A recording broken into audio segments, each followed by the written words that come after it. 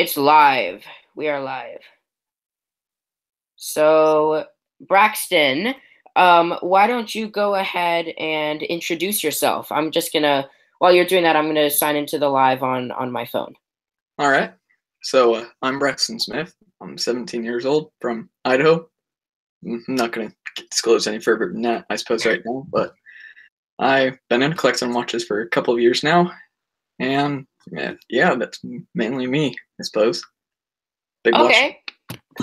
So that's obviously Braxton. I wanted to have him on, not to sound arrogant, but I wanted to have him on because he is a fellow watch lover, watch nerd, and I think I just thought it would be very interesting to have a somebody relatively my age, a little bit older, but relatively my age on the channel, just to talk about watches and just so you guys could get a kind of an inside look at the watch world from a 13/17-year-old's perspective.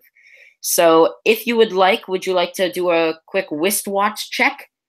Yeah, I'm wearing a Omega Speedmaster 1997, reduced Schumacher edition. Very, very nice. And do you want to tell us about how you got that watch, or is it confidential? Or No. I've been watching Federico for a while. I always watched his shop, like his watch shop online, and right before Christmas, I was like looking at it, and I'd eyeballed it, and he had it on his Black Friday sale deal. So you bought that from Fed? Yeah. Fed, shout out to you. That's a great watch. It really is. But I'm wearing my trusty Seamaster. It is way too big on me. The strap is extended, but I will show it to the best of my ability. The Seamaster Pro. On the Bond NATO bear? Correct. It's the reference 2531.80. So it's the ultimate Tim's watch from Watch You On or Watchbox Global. So that's his daily driver, I guess. But yeah, I love it. I got it in the jewelry exchange along with my chronograph. But yeah. What chronograph is that there? Oh, this is a chronograph Swiss.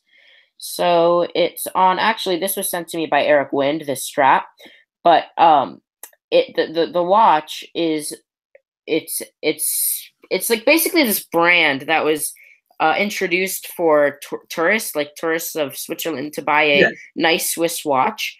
Yeah, I was reading up on the history of them. Okay, so you're familiar to a certain degree. Wanted to get a better look at that. Yeah. Oh, yeah. So that's kind of nice vintage chrono. Yeah. So you can see it has the telemeter scale on the inner ring there, and then on the outer ring it has a tachymeter. So the telemeter is used like when you're at war or something. You can you're timing the amount of time between your mortar shots. Yeah, and the when the shell reaches you. Yeah.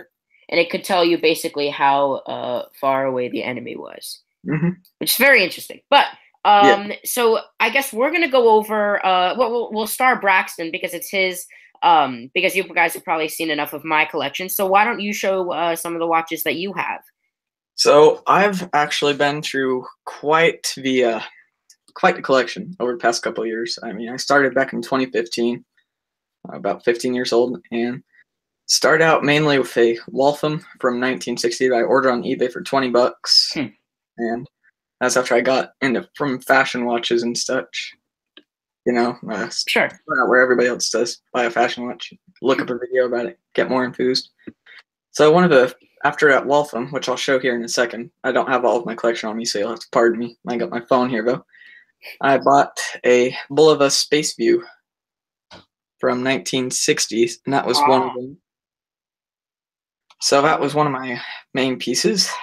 And then I also bought a Reverie Sea Spirit, and it's in blue. This is one that Fed had on his channel.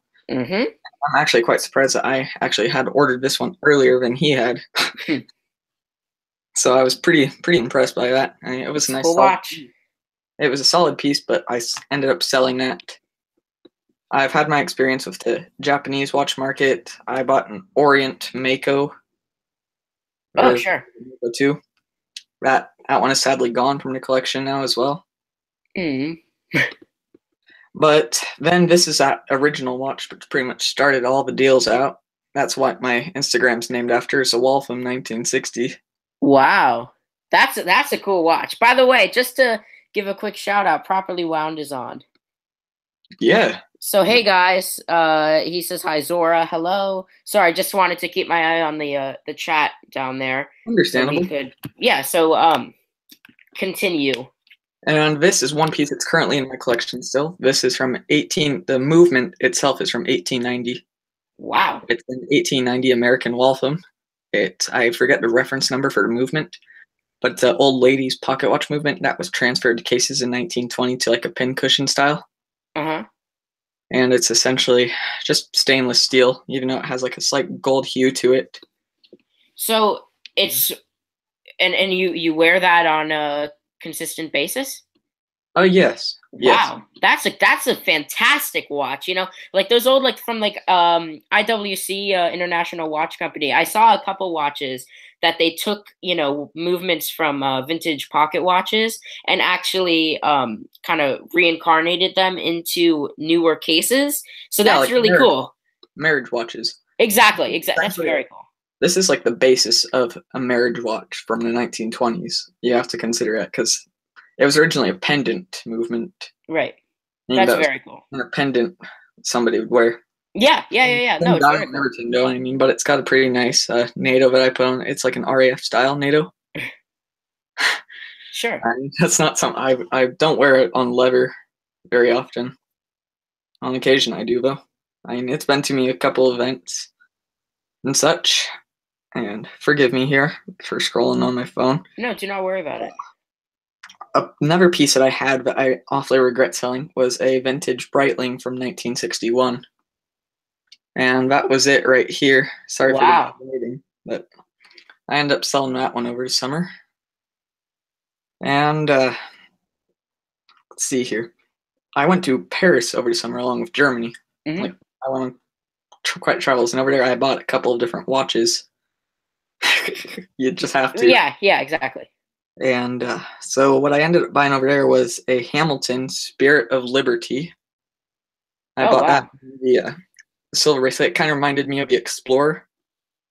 I mean, in a way, it doesn't have the same Mercedes hands, and the date location is at 6 o'clock, not 3 o'clock. Or it has a date where Explorer doesn't. Mm-hmm. And I also bought a Zeppelin chronograph, or not the chronograph, but it's got the moon phase, the day of the week, and it's essentially just like a day date, but in a different format. Kind of looks like a chronograph.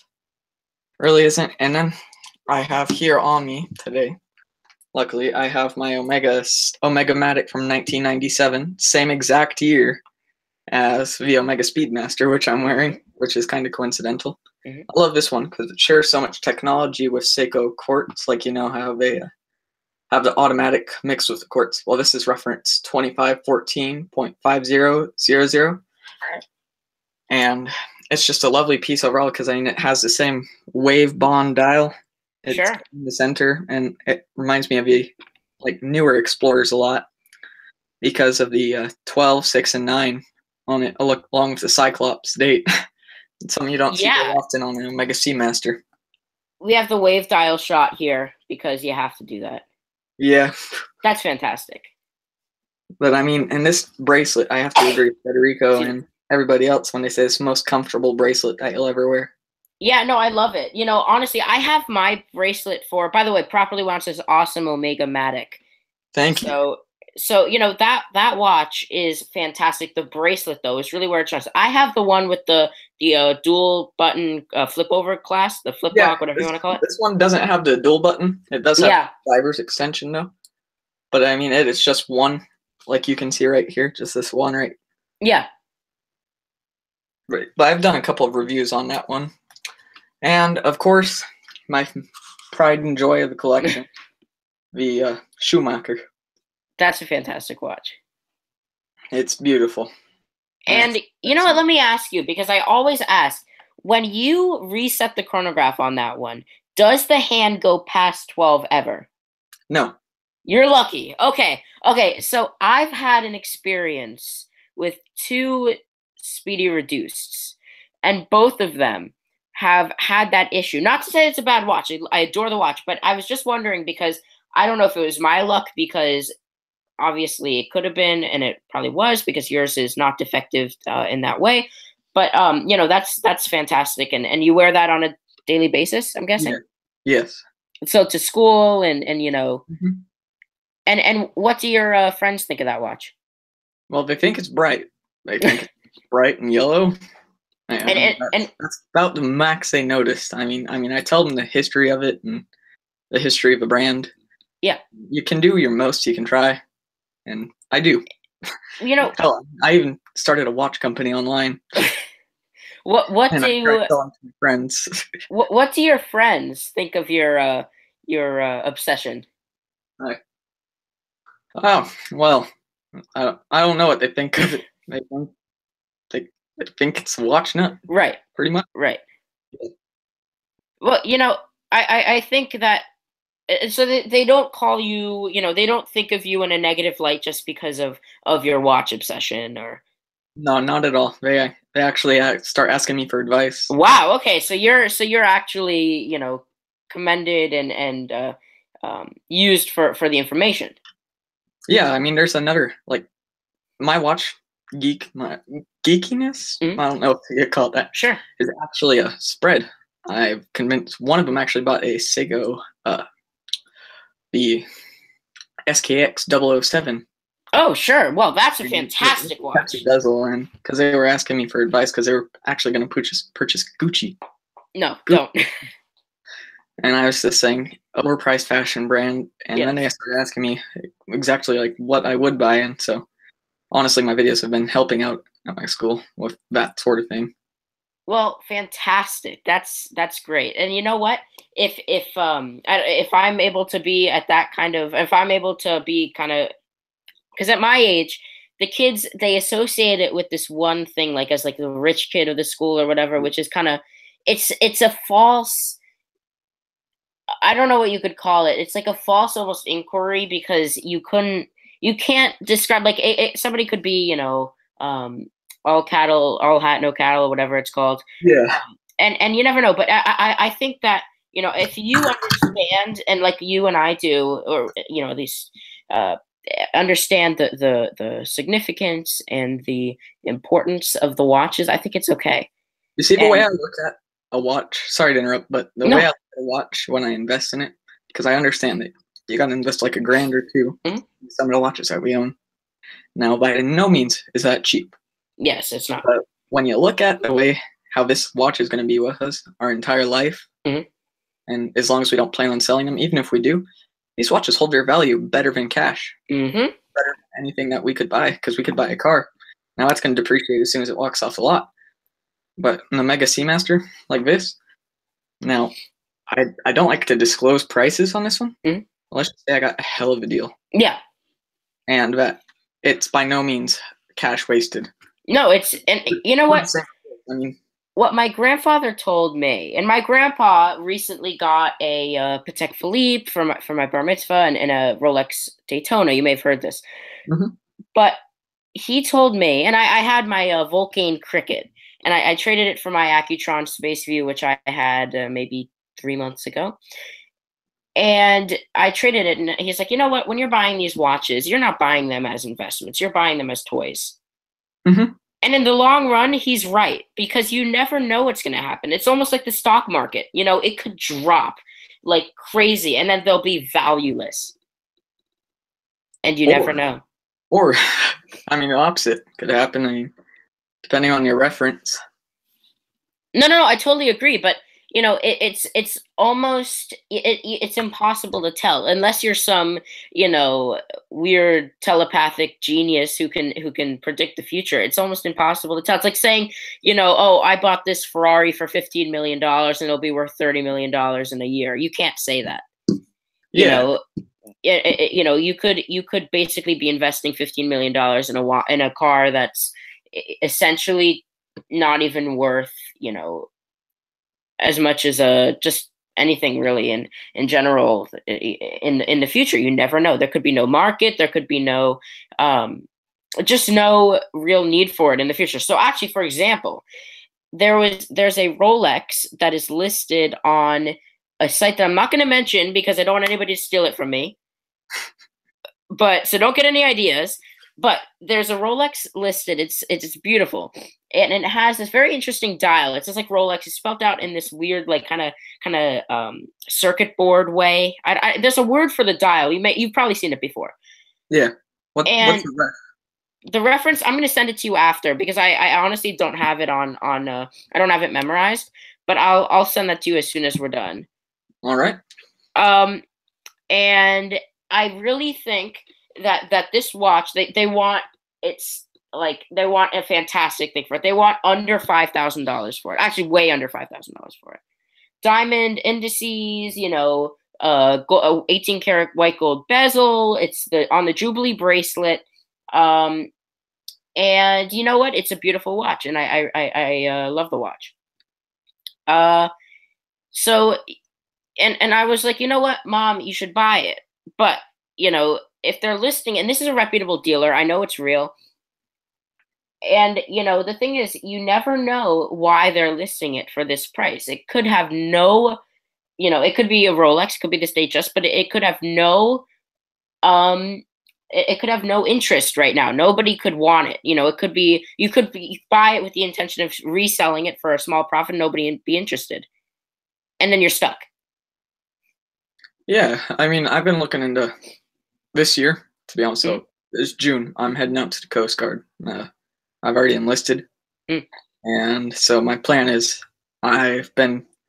So what do you? Before we start, I was just gonna say, like, how do you come across your watches and like afford them and stuff? So right now, it's too personal. You don't have to answer. But. No. Honestly, right now, most of my watches I've either gotten as hand-me-downs or like my vintage stuff, like my Longines Hamilton, my like my Timexes, my tags, my just most of these miscellaneous sort of things. They were handed down. Yeah. But some of them, you save up for and buy. So like my Glycine with the pre-Invicta movement, it's an ETA movement, and it's just such a great watch. I saved up for this. I save up for a good number of them. But the thing is, I always try to be. I want to get a job sometime. Either selling, which it's in the works now, but we'll see where it goes. Starting a business. Buying and selling vintage watches or even modern watches, but you have to start somewhere, and we're going to see where that goes. But how about you? Or really just So I'm a video producer by trade. Like at the current moment over the past 2 years, and I've been doing like video competitions and stuff. So these video competitions come with quite the prize money. Yes. And every single time you win, it's like a new watch. Oh, so you reward yourself. Yeah. And so interesting. I'll buy a new watch every single time I win one of those competitions. And, well, one of my main things is, and the reason I even wanted to bring up the topic of money wasn't to say where we're getting it, but when we do get it, why we should invest, why us teens are investing into watches and why others aren't. Like, what's making it so appealing for us not to buy watches, considering when they're lifelong investments compared to other things. Like, why aren't more teens buying watches when we have money to do so? Well, I think or were you going to give an explanation? No, you can go first. I've got one, but go ahead, please. Go ahead. So, as I've done on my channel before, I've made a video about why teens aren't buying watches anymore these days. And one of the main reasons is I hardly find an advertisement for any good watch out there. At least on the platforms which most of us use, which is like YouTube and social media. Or, for example, I know a lot of people my age watch like Rick and Morty. That's not something I watch. I've honestly seen one episode, and that was where that ended. Sure. But anyways, I hardly see advertisement for it, and that's a big part of it. And they also... I've noticed, like, with Tag Heuer's Connect, that's a great smartwatch. Yes, it is. By any means, because you can trade it in later and get more cash towards your actual first watch. Correct. I mean, like real horology, real watch. Whereas a lot of watches don't have smart technology, but then again, there's other features that you can add to like have the heartbeat like the Fitbit, but you can still wear a good watch at the same time. So I Yeah. think it's a matter of add and maybe even redevelop. I know a lot of watch companies have the same design because of heritage. I don't have an issue with this because I think they're all beautiful. Yeah. You know, Like I love the Omega's design. I like how they haven't changed it in 25 years, and I love the fact of like the original Rolex Datejusts. I like how Tudors kind of started to redo it. I don't like their glamour date. I don't understand why they had to put the date so far in. right. But maybe if they were to redo some of their designs or modernize them a little bit, Right. we could get more attention. You know what? And I think, there are some watches that they almost can't modernize for one specific reason, like the Speedmaster, for example. Sorry, I'm getting some kind of an allergic reaction. I'm really sorry. I No, apologize. it's okay. Anyways, so the watch, like the Speedmaster, you almost can't change it in any way, because if you changed it, it would alter the fact that this exact watch was able to go into space. This is just an example, just a random example. So if you were to change the design, it would be the same line, same model, but different, specifications. And you wouldn't Yeah, be able to say that this watch went into space because it didn't. you don't even have to change the fact that, like, I'm not talking about changing the whole case up or changing the design of that, but maybe like a new dial print or something. Yeah, oh, that's true. That would be cool. But they've done, honestly, for me, they've done enough special editions. Yes, they have. They've done what? Just to name a few, like not the Man on the Moon, the guy. They've done Snoopy. They've done the meteorite dials. I'm not sure. Speedy Tuesday. I don't know if you consider that special edition. It's a special edition. Yes, it is. They've done the rose gold with the blue moon dial. Ah, yeah. Phases. I know they've done a ton of Schumachers, and other than that, the reverse panda, that's not special. That was just a different run. But yeah, they've done a lot. I'm just saying though that like if they want to maybe advertise some more, maybe considering doing some different non-special edition runs, but like an actual like whole new run. But that's a pretty brisk move for Omega at this point. Yeah, and I totally agree. I totally agree with you. But the thing is with Omega, I guess they're even what are your thoughts on like the Lady Matic? The Lady Matic? Yes, from Omega. Oh, I've been into. We have a local jewelers here, and I go on occasion to check out the new models and stuff. It's just too small, and I don't think that ladies like. Don't get offended here, but the feminist movement, where women are starting to become more in the job industry and more like on top, becoming CEOs. I don't think they want to wear small watches anymore. I agree. I don't think they want to be like smaller than women are. So I think that's something that they could possibly do away with, because I don't think sales are through the roof by any means, but it's not at the same time not terrible. And I totally agree with you. It's something like I think a woman could. This is gonna get really weird. My parents are gonna be like, "What the heck are they talking about?" But I think a woman could just as easily pull something like this off. This is probably my biggest watch. They could just as easily pull something like this off as they could something like this. Yeah, exactly. I mean, if it fits your wrist, that's the way a watch is supposed to fit your wrist. It doesn't matter what gender you are, as long as it's fitting. Well, I'll be honest though, none of my watches really fit my wrist at all. Like, look at how huge this is. No, I understand it, but then again, like, you're right. Before the big growth spurt, man, just they're gonna fit. Yeah, well, someday, hopefully, yes, but they'll fit correctly, because they fit, kind of, but they look kind of ridiculous when you see this kid walking down the street with like this humongous watch on. No, I agree. I mean, my wrist is pretty small too. It's 7 inches, but. I mean, they fit okay. I need to measure my watch and my wrist. They fit all right, and it's pretty. I just don't see a issue with, like, I don't see why we should generalize watches, because, like, I've even like in the past, before I bought the Speedmaster, I was considering picking up a Rolex Day-Date. Sure. Oh wow. And it was going to be a female version, So I was thinking like 28 millimeter. I think it was 28 millimeters, either or 32. Hmm? Or not the, yeah, it was the day, not the date. Sorry, I always get this too confused because it's like, No, it's okay. I don't understand why they worded it the way they did. Hans. Well, anyways, I was considering picking one up because that can fit my wrist, Hmm? and I can pick those up $3,000 cheaper than Right, a full size. right. And they call it a ladies' watch, and it's like, why is it specifically just ladies' watch? It doesn't matter that much. So you're saying the Tudor date day, No, the Rolex? I'm trying to actually think of like the correct name for it. I'm tired, No, don't worry about it. but it's the. Give me a sec. No, please don't worry about it. Honestly, I Oh, think it's Datejust. Datejust. Okay, yeah, no, those are great.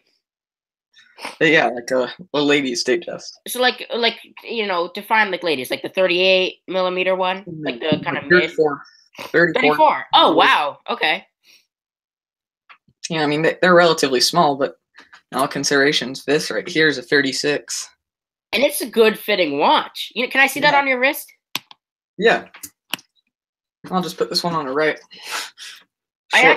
While you're doing that, I have to show this to you because I think you're on Facebook. You have some kind of presence on Facebook.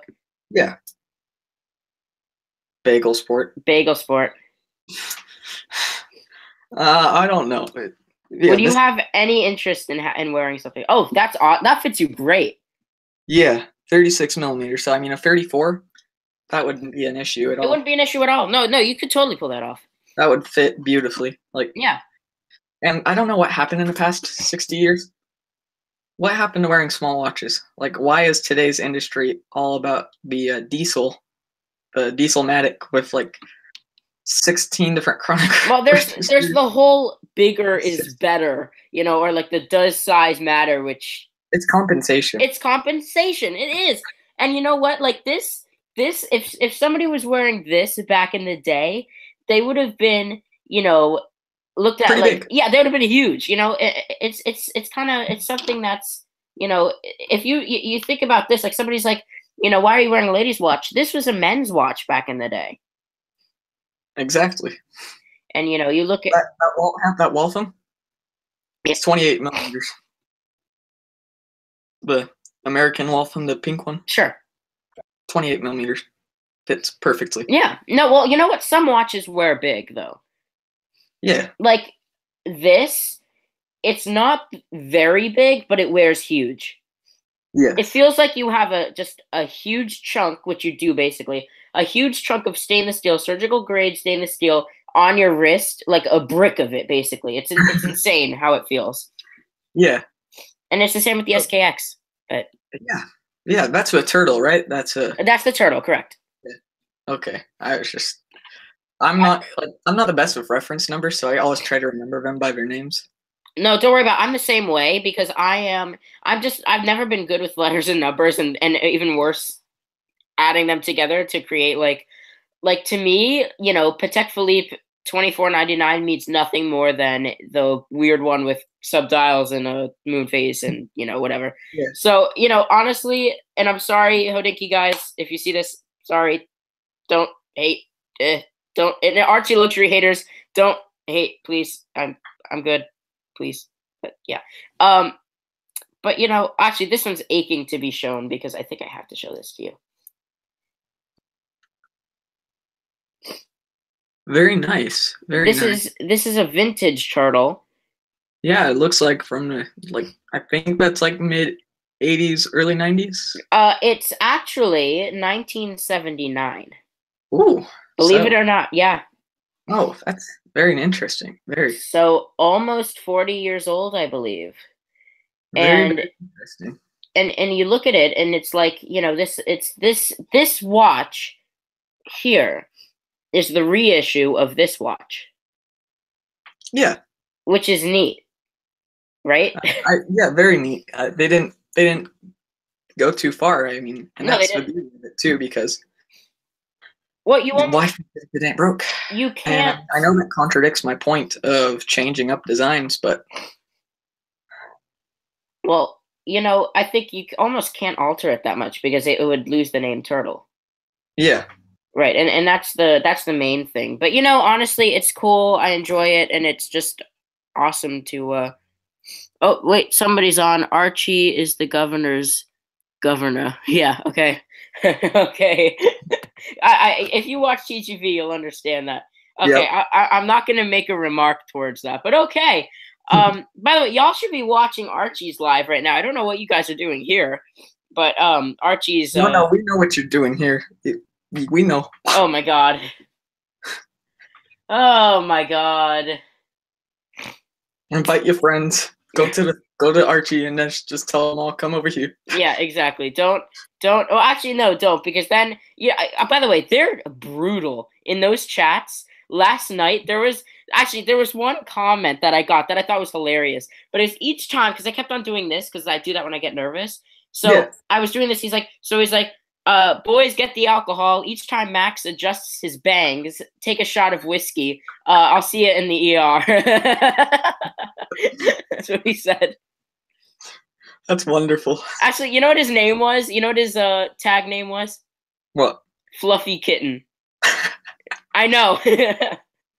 Anyways, back to Bagel Sport. Yes, back to Bagel Sport. Go ahead. Let's see here. Honestly, I remember when it started off with they were gonna send it around the country, like every month you're supposed to ship off the Bagel Sport. And it's lovely, but I've noticed a lot of people have been wearing it lately.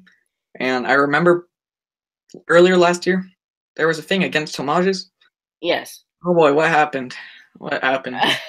Well, you know what? I think I get that it's an ongoing joke. I get it. It's a joke. Exactly. You hit the nail on it. It's not to be taken seriously. It's a joke. But I feel like lately it's been catching on just a little bit too much. It's not. Well, you know what? It's almost like one of those things where, it starts as a joke and then everybody's starting to actually fall in love with them. But I think nobody that owns a Bagel Sport is serious. Exactly. I mean, in 2 years, this is going to have no significance in anybody's lives except for the people who own them and just kind of they sit in their bedrooms. I mean, I still like the Bagel Sport for one reason. My age, no matter what I make, I've got goals, but not goals to save up for A Bagel Sport. Nautilus. Oh, okay, okay. I don't have goals to save up for a Nautilus at the moment because I don't see myself with even the next 10 years dropping that much money on one watch. Right. Well, I can see maybe myself in like my 40s or 50s, but not now. Yeah, it's one of those things where you have to be able to justify spending X or Y amount of money on a watch. And if it's unjustifiable, then don't do it. It's like, even, like you want, like what Nautilus would you like to buy? Well, I'm thinking like a vintage Nautilus, like one of the originals. Oh, wow. So you would be like a true like Nautilus. Yeah. Interesting. Like before the whole Jaeger LeCoultre movement and right. Like before all the like the original Gentas. Yeah, sure. So I would say that sorry, I'm trying to keep it up on my phone because it just isn't keeping up for some reason. But I would say those are cool, but they're worth so much right now, if you know what I mean. Yeah. It's insane. It really is. But I can see that being like in the future, maybe even getting rid of everything and just like one watch. But yeah. No, it's almost like and you want the blue dial, you said you'd get like the blue dialed one. Yep. Oh, it's such a great watch. You need to get a Bagel Sport. I do. I'm sorry, my friend. You need to get one. You need to experience it in the flesh. I agree. I'd love to wear it because I mean, hell, I was considering even. I don't know, something about the times that like homages were bad. Yes. Like really shied me away from going towards those. Right. Because it's like a nerve-wracking thing, you don't want to be called like fake. Right. Well, this isn't by any means a fake watch. No, it's a real. It's real. Because I would say the definition of a fake watch, it has to have the name of the company on the dial. Yeah. It's not a fake watch. No.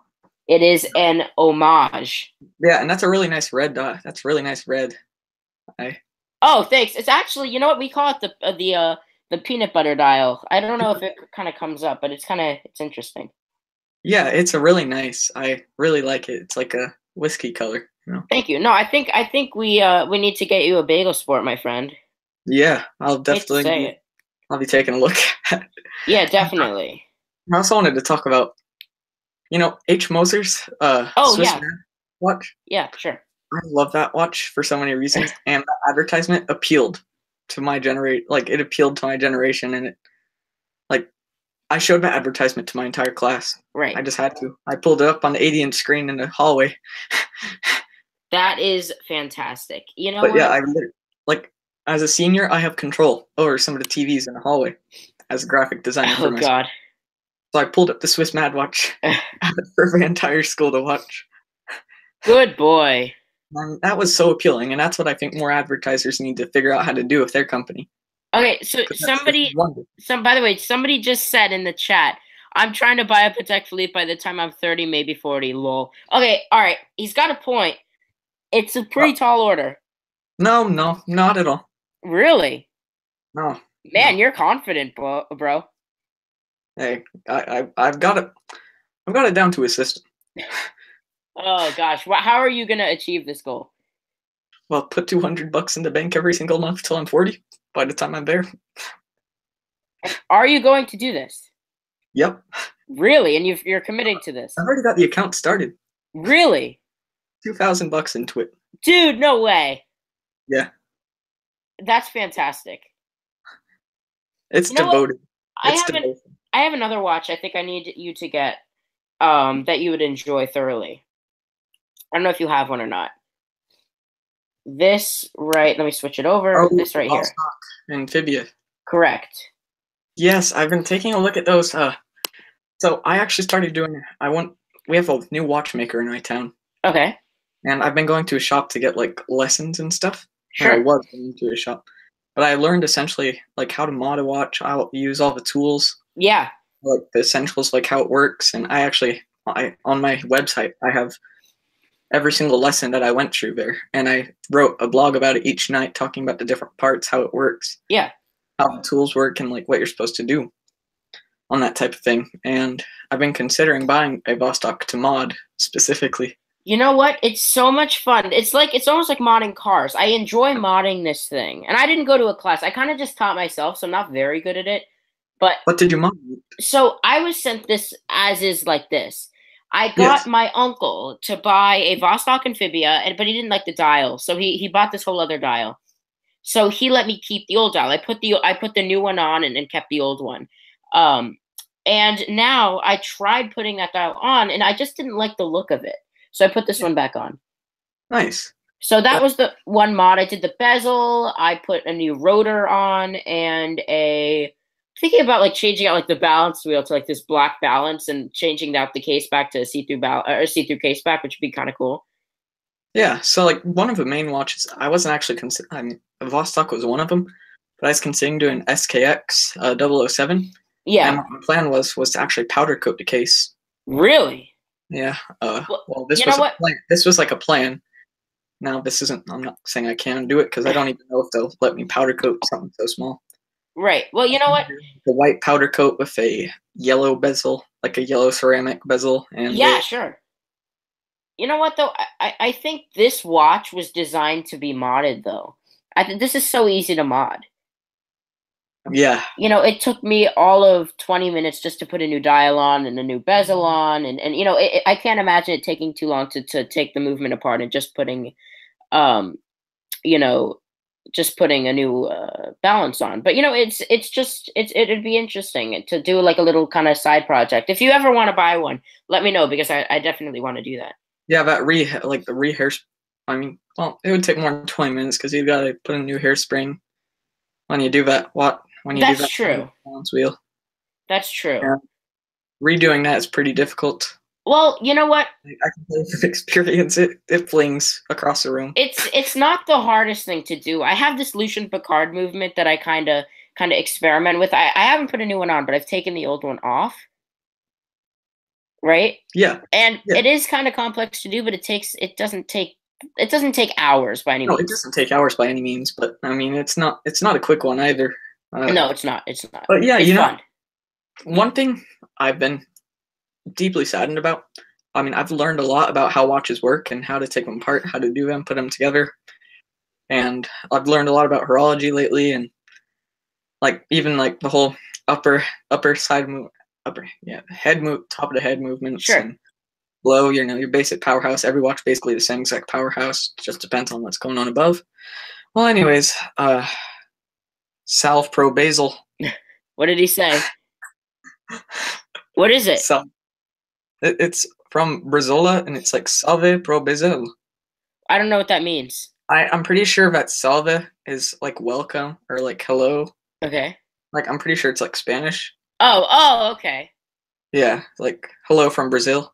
Ah, hello. ¿Cómo estás? Hola. And anyways, yeah, but I've been learning a lot about that. And one thing I've wanted to do is I wanted to go to like one of the classes over in Switzerland. Yeah. Next year, I plan on taking a vacation again, but this time I want to go to Switzerland. But one of my biggest goals with doing that, like I want to go to Switzerland and London. My biggest goals with doing that is I want to get in on a class, like buy an actual watch play over there and get trained in what to do. Yeah, sure. Like I want to go to one of those like actual like little classes or walk through the factories. Huh? Yeah. No, it's I think it would be cool to do, and there's no like big thing like in my town, like it's kind of like a suburb, if you will, of Miami. Yeah. Right. So it's like there's watchmakers and there's people that are kind of up there and that do it, but there's no actual like real professional class. But it would be something to look up into for me, and definitely it's cool that you're able to do it, and I want to learn more too, because I honestly it's cool to do it one way, like just kind of experimenting with like a movement that doesn't really mean that much. But Yeah. it's another thing actually doing it on one of your watches, like my chronograph. I'd be scared, honestly. Exactly. And but I really want to know. I want to do it professionally. But Yeah. it's. But I get what you're coming from. It'd be nice to like get more watch schools going on around the country or like lessons. Yeah. I did Tassion's lessons for a while, and I mean his DVDs are from the '90s, and I rented them from the library. Right. Before I went over, but overall that was wonderful. But anyways, yeah, sure. No, thanks it was. for talking with me tonight, man. It was great having you on. Let's do this more. I want to have. I'll start writing down some topics for us to talk about because it's. This is more of a feeler, but it was great having you on. It was an honor having you on. Thank you for coming. It's great talking to you. Great meeting you virtually. Yes. So really, it's great, and everybody that is watching, have a good night. Well, do you want to do some closing statements? Yep. Oh, you thought all Americans were fat? Who said that? Brazil. Oh, thank you. I appreciate that. Well, I mean, I'm not a very good example of an American not being, but he's good. He's all right. But thank you. Yes. Namaste. Namaste. All right. Thank you for tuning in, everybody. Thank you so much. Enjoy your nights. Enjoy your days. Namaste. Good night. Good night. Take care. All right. You too. Bye.